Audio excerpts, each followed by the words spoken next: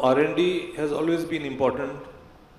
It's not that government has not paid attention to R&D in the past, but what we did in R&D and whatever we achieved in R&D probably was quite different from what we intended to achieve, because there's this secretary of one of the scientific ministries who uses this term, so I'm just repeating this. He says spray and pray. So that's what we've been doing. We've been giving little money to large number of institutions and then praying that something works out, but it doesn't happen like that.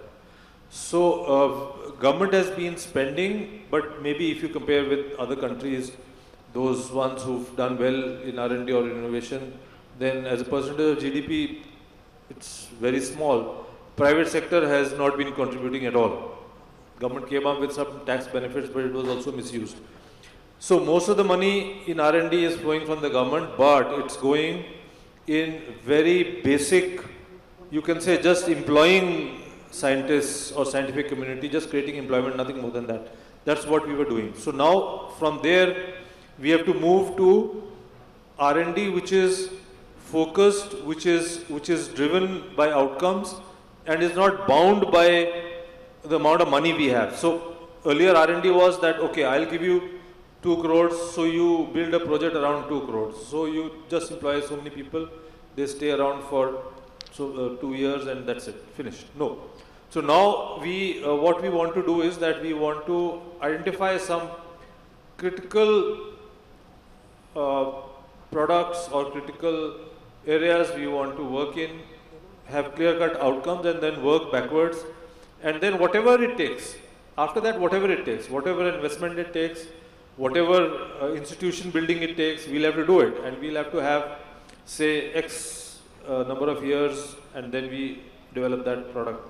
And we can do it because Indians have been doing this in US, Indians have been doing this in other parts of the world.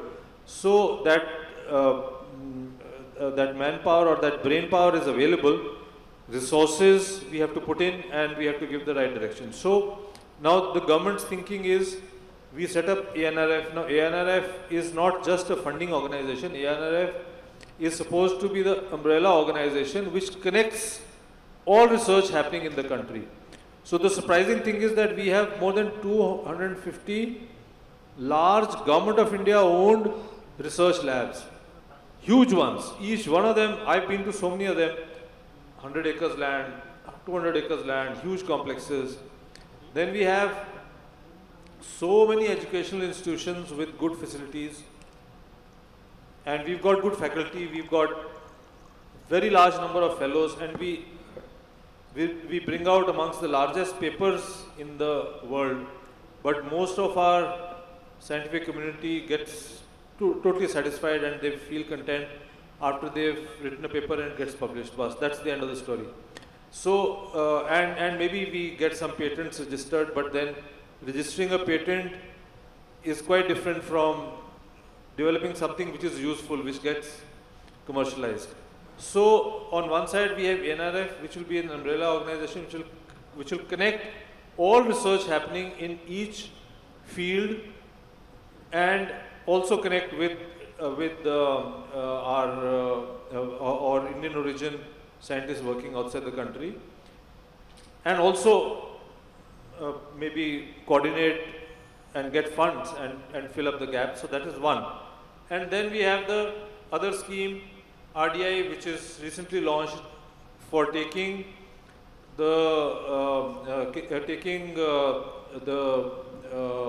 discoveries at, say, up to TRL 4 to commercial stage, and that is only with the private sector. So that particular fund, which is a 1 lakh crore fund, huge fund, the fund will operate only through private sector. 50%, this fund, up to 50% can come from this fund, 50% has to be brought from other sources, and it has to be with the private sector. It's not for government institutions. And again, outcome driven. So this valley of death, which people say that a lot of research happens, goes up to a particular stage and then doesn't reach commercialization. So to bridge that gap, this fund is only for that. And then we will also come up with maybe other means to provide money, loans, startups, encourage startups, and at commercial level what support is to be needed. And then there's another scheme which is under formulation.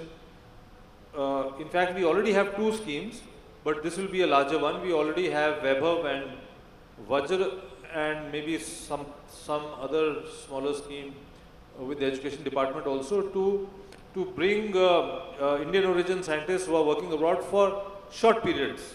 They can come and work on projects for few months. This may get expanded and they may come for a year also.